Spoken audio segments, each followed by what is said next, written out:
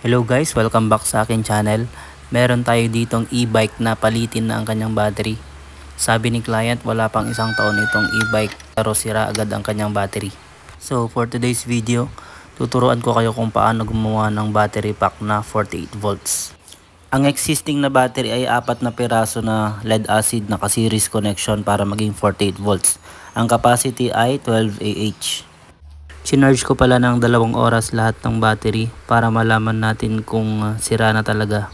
Base naman sa voltage reading ng ating multimeter, halos lahat ay low voltage na, bale isa na lang ang okay pa. Gagamit tayo ng 32700 lithium iron phosphate battery na may capacity na 6500 mAh. Gagamit din tayo ng 16S 48 volts Dali BMS. Tabbing wires. Ang gagamitin sana natin na active balancer ay yung 1.2 ampere lang, pero ang ipinadala ni seller ay 5 amps kaya mas okay din to. Kailangan din natin ng bolt and nuts. Dahil magpapalit tayo ng battery type, magpapalit din tayo ng battery charger na pang lithium iron phosphate 5 ampere. After natin i-build yung battery pack, kailangan din natin silang balutin sa PVC wrap para mas safe. So guys, before tayo mag-build, turuan ko muna kayo kung paano yung series and parallel connection pagdating sa battery. Dito muna tayo sa series connection. So pagdating sa series connection, pag pinagsama natin yung dalawa o higit pang battery, tataas yung kanyang voltage, samantalang yung capacity niya ay hindi magbabago. For example, ang gagamitin natin na battery ay lithium iron phosphate na may nominal voltage na 3.2 volts at may capacity na 6.5 Ah. Para makabuo tayo ng 12 volt system, kailangan natin ng 4 na battery in series connection. Sabi nga natin kanina, tataas ang kanyang voltage. So 3.2 volts times 4 is equal to 12.8. Pero ang capacity niya ay remains the same na 6500 mAh. Dito naman tayo sa parallel. Sa parallel connection, pag pinagsama natin yung dalawa o higit pang battery, yung voltage ay hindi magbabago samantalang yung capacity ay tataas. Sa parallel connection pala ay positive to positive at negative to negative. For example, meron tayo ditong 4 na battery na lithium iron phosphate na may 3.2 volts nominal tsaka 6500 mAh na capacity. So pagka pinagsama natin in parallel connection, tataas ang kanyang capacity. So 4 times 6.5 is equal to 26 Ah. Ngayon, magiging 3.2 volts, 26 Ah na siya. Ngayon naman ay pag-uusapan natin ang series parallel connection. Sa 12 volt system, kailangan natin ng 4S na battery. So pagdating naman dito sa gagawin nating battery na 48 volt system, magiging 16S na siya kasi na-multiply na sa 4. So 4 times 4S is equal to 16S. Ang magiging nominal voltage na niya pagdating ng 48 volt system ay 51.2 volts. Ang existing na battery dun sa e-bike ay 12 Ah. Para malaman natin kung ilang parallel ang kailangan natin sa gagawin nating battery pack, kunin natin yung 12 Ah divided by dun sa 6.5 na capacity ng ating lithium iron phosphate battery. Ang nakuha natin ay 1.8 tapos round up natin sa 2. Kaya 2 parallel. Ang magiging configuration ng ating battery pack ay 16S2P. At dahil naka 2 parallel tayo, magiging capacity niya ay 6.5 times 2 is equal to 13 Ah. 51.2 volts, 13 Ah yung ating battery pack. Ganito yung magiging itsura ng ating battery. 2 parallel tapos naka-series na 16. Di ko pala nabanggit kanina, gagamit tayo ng battery holder. So ito ang unang step natin gagawin. Ang magiging configuration ng ating battery ay 16S2P. So magpaparallel tayo ng 2 battery dito. Ang susunod naman ay 2 battery na baliktad. Dahil nga series connection from negative to positive. Yung unang battery na nakataas kanina, yun yung magiging main positive natin.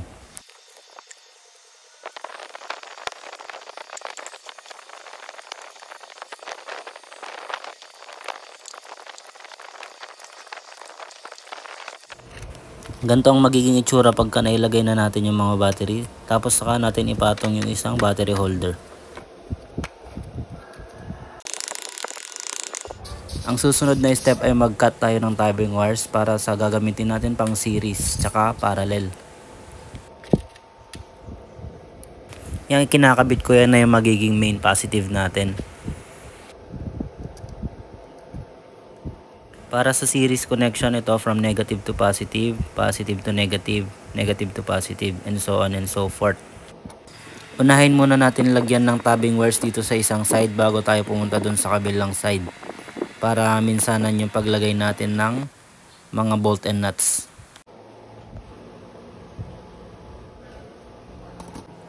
Dito naman tayo sa kabilang side.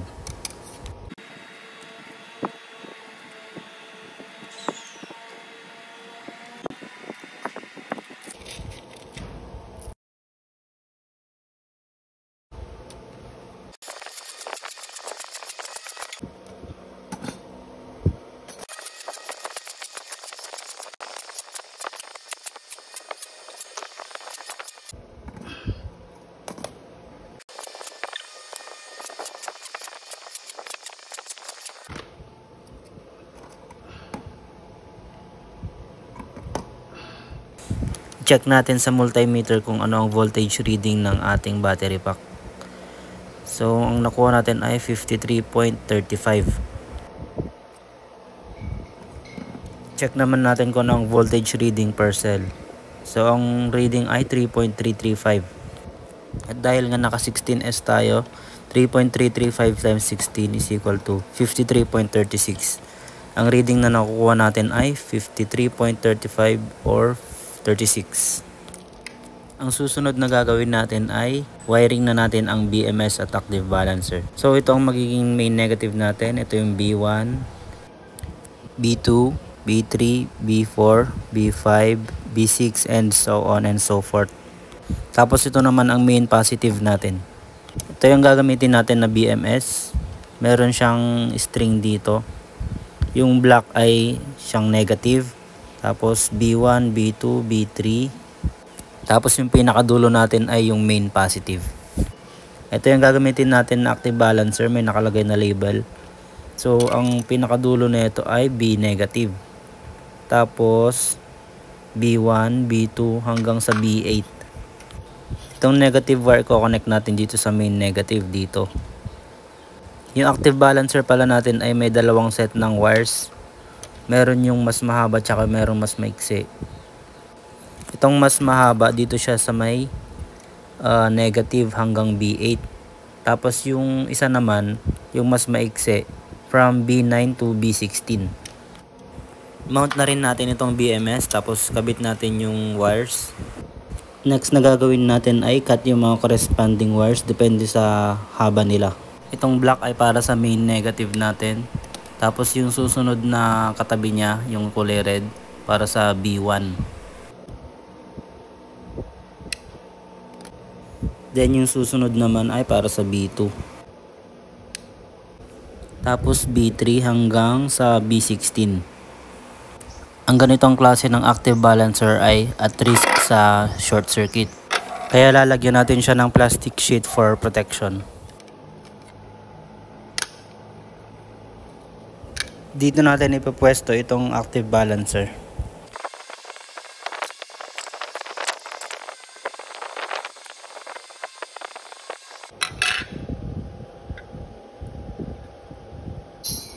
Next na gagawin natin ay kabit yung wire ng active balancer. Tapos i-cut yung mga corresponding wires depende sa location nila. Kagaya nito, B negative.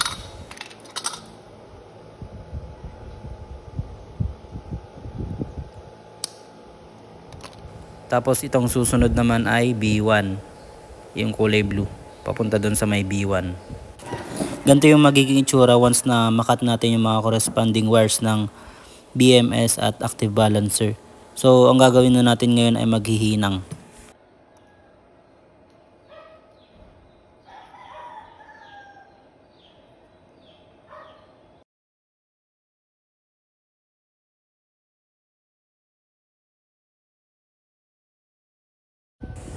Ayan, tapos na tayo maghinang.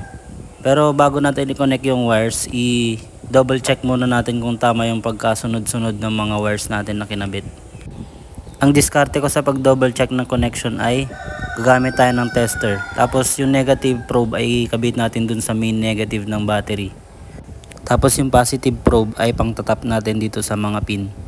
Kagaya nito, para ma-check yung B1, yung negative dun is yun yung main negative natin. Tapos yung B1 ay itong kulay blue. Yan, may reading siya na 3.3. Tapos yung susunod, B2, 6.6, B3, 10, B4, 13, B5, 16, B6, B7, tapos yung pinakalas ay B8, yan 26. Pumunta naman tayo dun sa kabilang connector, B9, B10, B11, B12, B13, B14, B15, tapos B16. Ayan, para malaman natin na tama yung connection natin ay tumataas yung reading natin kada series. Check din naman natin ngayon yung connection ng ating BMS. Same procedure na ginawa natin dun sa active balancer kanina. Ito na yung reading ng B1, B2, B3, B4, B5, B6, B7, B8, B9, B10, B11, B12, B13, B14, B15, and B16. So nakita naman natin na tumataas yung reading kada series, kaya tama yung connection natin. Bago natin ikabit yung connector ng BMS, ihinang muna natin yung B negative ng BMS dito sa ating main negative. Tapos maghinang na rin tayo ng wire para dun sa ating main positive.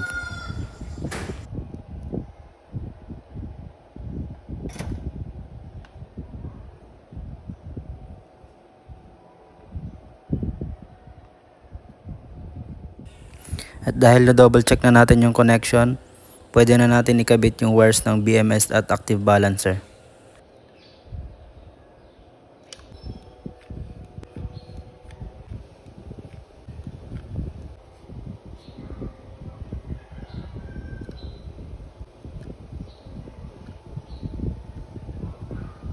Ikabit na rin natin ngayon yung connector ng active balancer.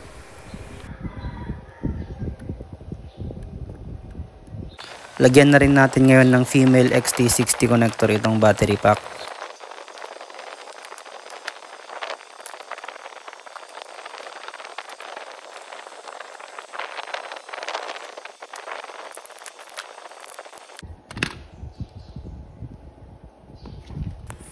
Tapos check na rin natin yung output voltage kung parehas yung voltage na hindi dumaan sa BMS.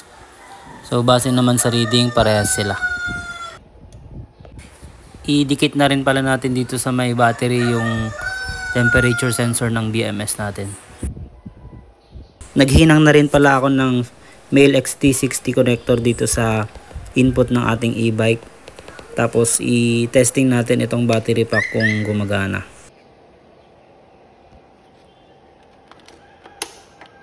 So ayan, working na yung ating e-bike. Tapos subukan natin yung mga function nitong e-bike. Ito yung busina, okay, working. Left signal, right signal. Tapos yung headlight natin, okay. Tapos subukan natin yung accelerator. Ayan, okay, tumataas naman ang top speed. Pagka nakataas ay 49 km/h. Ayan, okay na.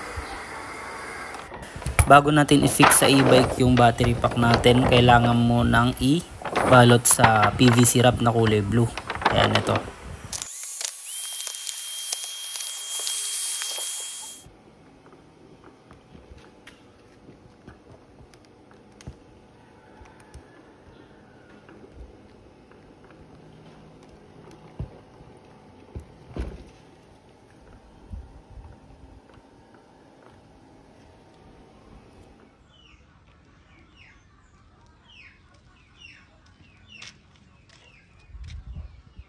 Ayan, tapos na ang ating battery pack. Naka-fix na rin. So, tara, test drive na natin.